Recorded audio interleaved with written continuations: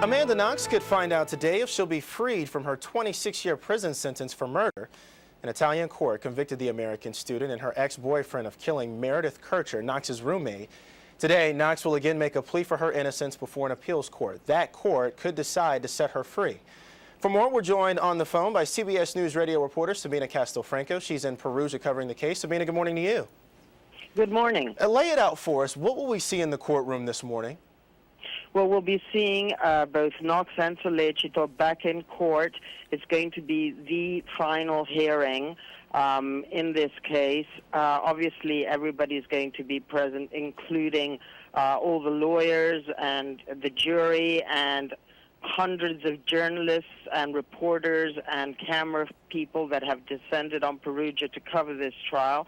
And then we're going to see Knox's lawyer, Luciano Girga, give his final rebuttal.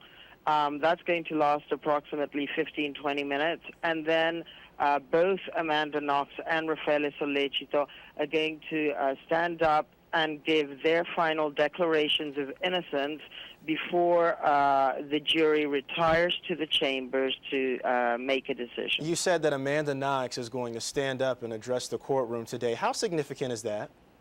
Oh, it's very significant. I think the jury will listen to her very carefully. Obviously, she's going to address the court in Italian. This is very important. Explain that for me quickly, Sabina. She's going to be addressing the court in Italian. 4 years ago, 2009, she could barely speak any Italian at all. How big of a deal is it now that she's going to be speaking to this courtroom in Italian? Well, it's very important indeed, and of course, you know, she now speaks fluent Italian. She spent 4 years or close to 4 years in prison in Perugia, and her Italian is very good. She's fluent, and certainly this was not the case when she first arrived in Perugia and when this whole thing happened. She'd only been here, you know, a couple of weeks when the murder took place. How confident is Knox's legal team that her guilty verdicts will be overturned?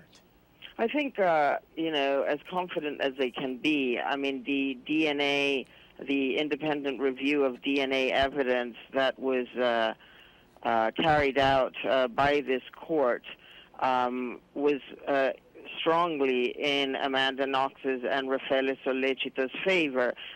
It showed that the DNA traces were too low to be reliable and so small that they could not be retested. So I really think both legal teams, defense legal teams, are as confident as they can be, but of course they don't have a crystal ball, and the jury can decide either way. I don't know if you've had a chance to talk to Amanda Knox's family. They've been outspoken, talking to the media about the case and what they think. What is their mood heading into this final morning? Well, they're very hopeful, but of course, I think everybody here is anxious. Certainly all the relatives of both Amanda Knox and Raffaele Sollecito are tense. They're hoping that this is the end, that their children will come home, but you know, they're nervous. I mean, it's only normal. We're watching this case from America, the U.S. here, and I think sometimes we have to keep in mind that this is actually happening in Italy. So what are Italians thinking about this case? Are they sympathetic to Knox, or do they see her possibly as getting special treatment because she's an American? No, I don't think they feel she's getting special treatment. I think this is a case that has been closely followed in Italy, as in the U.S., as in Britain, of course, because the victim was British. Certainly, you know, people in Perugia are fed up with this story. They want it to go away. So if Amanda Knox is found not guilty, what do you think the reaction will be in Italy? If she's found not guilty, I think the people that feel that she is innocent will be pleased, and the people that feel that there was insufficient evidence. The people that still believe that she did it will think it's a, you know, miscarriage of justice.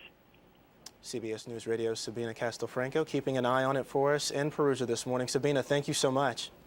Thank you.